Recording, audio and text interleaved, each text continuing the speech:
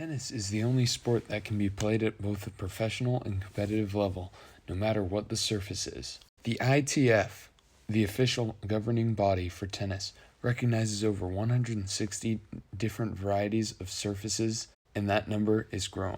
With surfaces ranging from carpet to clay, the only thing uniting these surfaces is that the way they are played on greatly depends on the physics of that surface.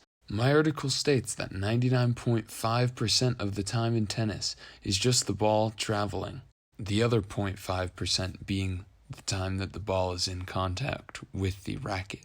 While there are many surfaces in tennis, the three I will be focusing on today are the three major ones: clay, grass, and cement, or hard courts as they are known, as these are the most common throughout the game of tennis. There are two main factors that affect the physics of a tennis court and the way it plays: the coefficient of friction and the coefficient of restitution.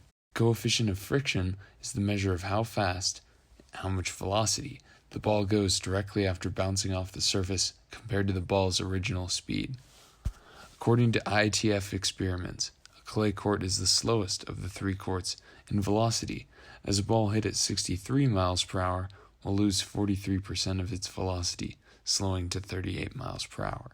The reason being is that the clay courts have a lot of particles from the brick dust, which creates a lot of friction from the ball to overcome.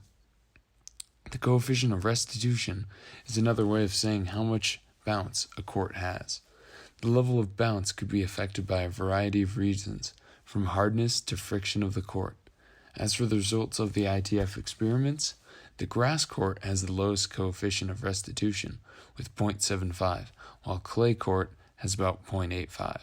Since grass courts have a lower bounce than the clay courts and hard courts, the ball will have a lower angle of elevation after the bounce, making the ball closer to the ground.